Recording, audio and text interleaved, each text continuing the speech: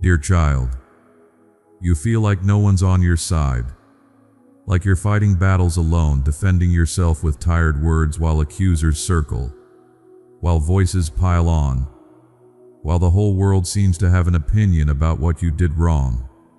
And even when the room goes quiet, the accusations don't stop, do they? They just move inside. Beloved, sit with me for a moment. There's something you need to know. You think you've been standing alone in this, facing the judgment by yourself, carrying the weight of every pointed finger, every whispered criticism, every cold shoulder turned your way. You've been so focused on the voices against you that you didn't notice the voice that spoke for you. My child, I need you to hear this clearly. When they spoke against you in ways you couldn't see, in rooms you weren't invited to, in conversations that happened behind your back, in spiritual places where accusations were made, I was there, and I stood, not silently, not passively, not as a distant observer taking notes. I rose up on your behalf.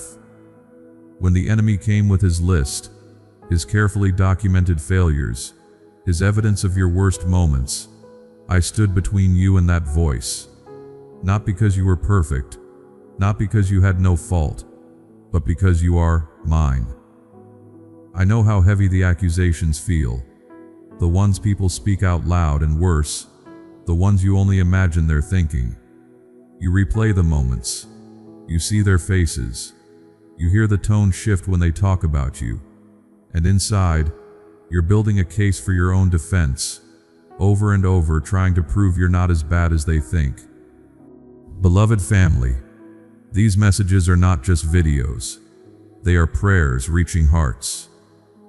If you feel led to help us continue this work, the support link is in the description and comment box. Your support helps keep this light shining. Dear heart, you're exhausted from all that defending. What you don't realize is that the most important trial already happened. Not in a courtroom you could see, not in the conversations you obsess over, in the place where it actually mattered, where your soul's worth was being weighed, where accusations were being filed against your very being. That's where I made my stand. And precious one, my voice carries more weight than all the others combined. You've been so hurt by human judgment, the way they picked apart your choices, the way they questioned your motives, the way they decided who you were based on fragments of your story. And part of you wonders if maybe they're right. Maybe you are too much, too broken, too stained by your past, too far gone for anyone to defend. Sweet soul, that's not what I saw when I looked at you. When the accuser came with his case, he didn't hold back. He brought everything. Every mistake cataloged, every wrong turn documented, every moment you fell short, laid out like evidence that you didn't deserve defense. And I listened. Not because I didn't know, not because I was surprised, but because even accusers get their moment to speak. Then I stood. And when I speak in that realm, beloved, everything shifts. The atmosphere changes. The accusations lose their weight. The enemy's voice, so loud and confident a moment before, suddenly sounds hollow. Because I don't just speak louder, I speak truth. I didn't defend you by pretending you were flawless. I didn't argue that the mistakes never happened, that the failures weren't real, that the accusations were entirely fabricated. I defended you with something far more powerful. Love that knows the whole story and still says, "This one is mine." Grace that sees every fault and still says, "I'm not letting go." A price already paid that silences every claim the enemy thought he could make against you. My child, do you know what I said in that moment? Not what religious people think I should have said, not some cold legal argument. I spoke as a father whose child was under attack, and I made it clear, this one is covered. The blood that was shed, it wasn't just symbolic. It wasn't just a theological concept. It was my answer to every accusation that would ever be brought against you. When the enemy pointed to your failure, I pointed to the cross. When he listed your shame, I declared your new name. When he demanded justice, I showed him mercy already given, payment already made, debt already cleared. You've been carrying guilt that I already carried for you, fighting accusations that I already answered, defending yourself in human courts when the only verdict that matters was already spoken in your favor. Loved one, the battle you think you're losing, it was already won. Not by your good behavior, not by convincing everyone you're worthy, not by being perfect enough to silence the critics. The battle was won because I decided you were worth fighting for, and when I make that stand, no opposing voice can overturn it. I know this feels abstract to you right now. You're still dealing with real people who have real opinions who cause real pain. Their rejection still stings. Their judgment still weighs on you. Their cold shoulders still make you feel small.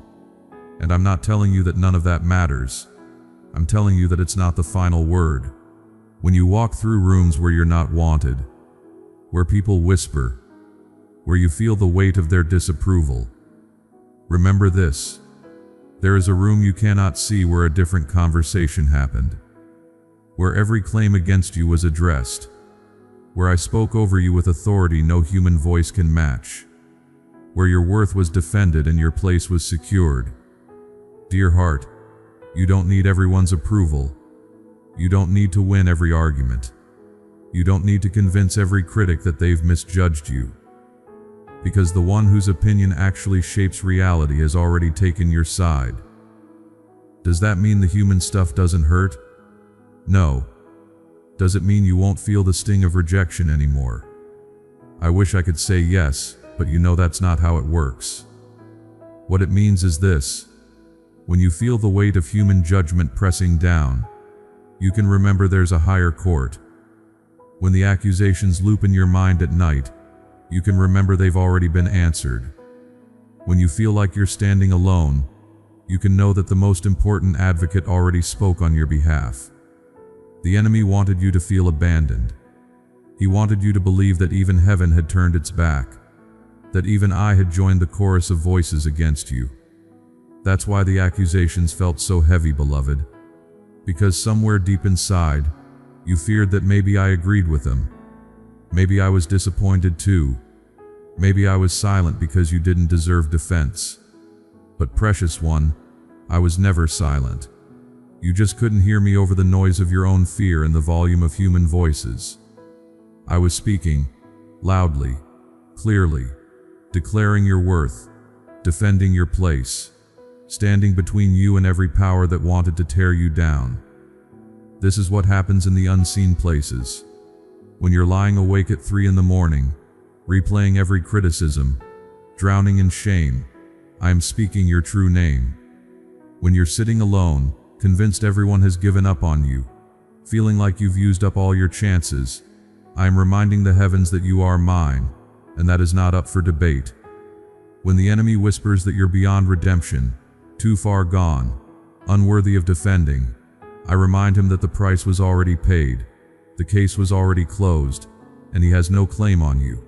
Dear child, you have been fighting in your own strength for so long, trying to prove yourself, trying to earn back what you think you lost, trying to make people see you differently, and you're so tired. What if you put that burden down? Not because the people don't matter, not because their judgment doesn't sting, but because their verdict isn't the one that determines your worth. Their opinion, as loud as it feels, doesn't override what was declared over you in the place where truth is established. Think of it like this. Imagine a court where the final ruling has been made. The judge has spoken. The verdict is recorded. The decision is final. Now imagine people outside the courtroom still arguing about what they think should happen, still debating your guilt, still passing their own judgments. Does their debate change what the judge declared? No. Their opinions might be loud, they might hurt, but they don't have legal authority. Beloved, the judgment that matters has been rendered, and it was mercy. The defense that mattered has been spoken, and it was fierce, protective love. The stand that needed to be taken has already happened, and I took it. Now, you get to live from that reality. not fighting to earn a defense, not scrambling to prove you're worth standing up for, but resting in the knowledge that when it counted most, in the realm where accusations actually have power, I spoke, and my word stands. This doesn't mean you won't face opposition. It doesn't mean everyone will suddenly understand you, or that the critics will apologize, or that the people who hurt you will change their minds. Human hearts do what they do, but dear heart, you don't have to carry the weight of their judgments anymore. You don't have to defend yourself endlessly. You don't have to replay conversations, trying to figure out the perfect response that would have made them see you differently. You don't have to lose sleep over what they think when the one who knows you fully has already declared you worthy of defense. The freedom I'm offering you is not the freedom from criticism. It's freedom from the crushing need to make everyone approve of you. It's the freedom to know that you are held, defended, spoken for, even when human voices say otherwise. Sweet soul, do you know what gave me the authority to speak on your behalf? Not just power, not just position, relationship. You are mine. That's the defense. When the accuser brings his list, I don't argue about the details. I point to the bond between us. This one belongs to me. This one is under my covering. This one has been bought, claimed, sealed. And that connection, that belonging, it silences every other claim. You've been so focused on what they say about you. The gossip, the judgment, the cold distance.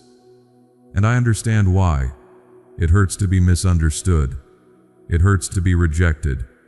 It hurts to feel like you're constantly on trial. But loved one, shift your focus for just a moment.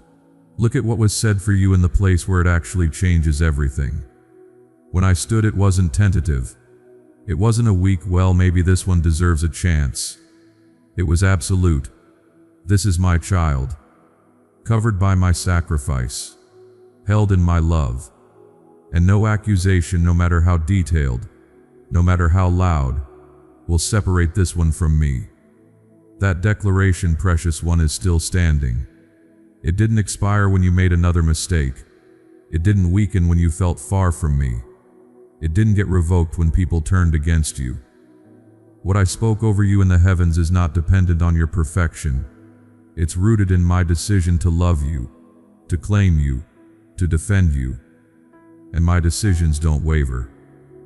So when the accusations rise up again, and they will, when you hear the whispers, the criticisms, the voices that want you to believe you're indefensible, remember where the real battle was fought.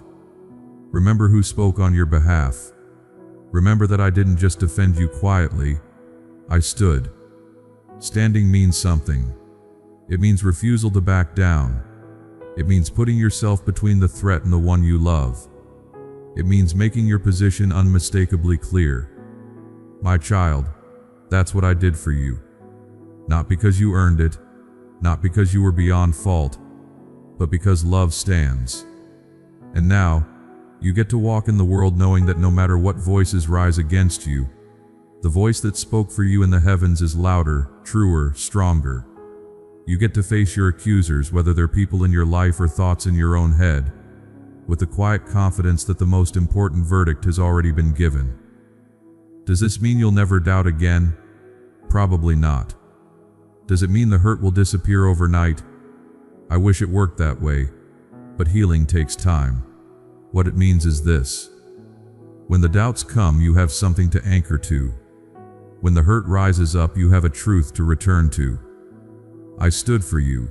Not might, not maybe, not if you get yourself together first. I stood.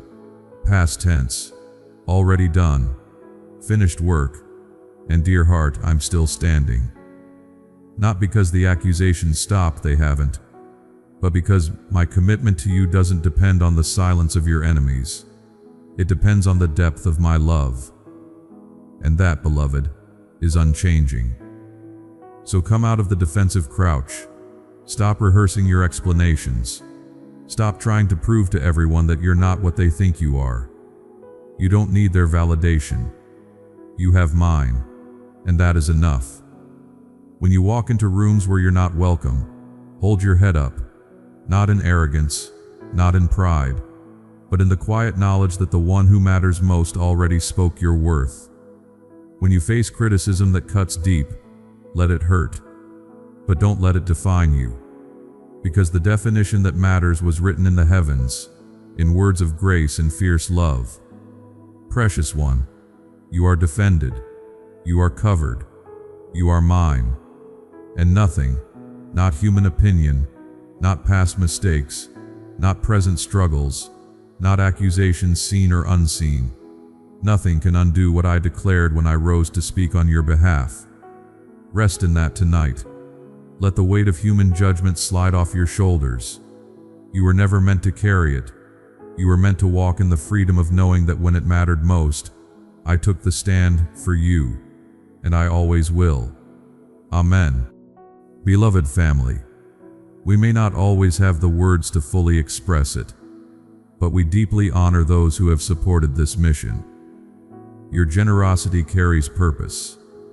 May God remember your kindness and bless you in His perfect way.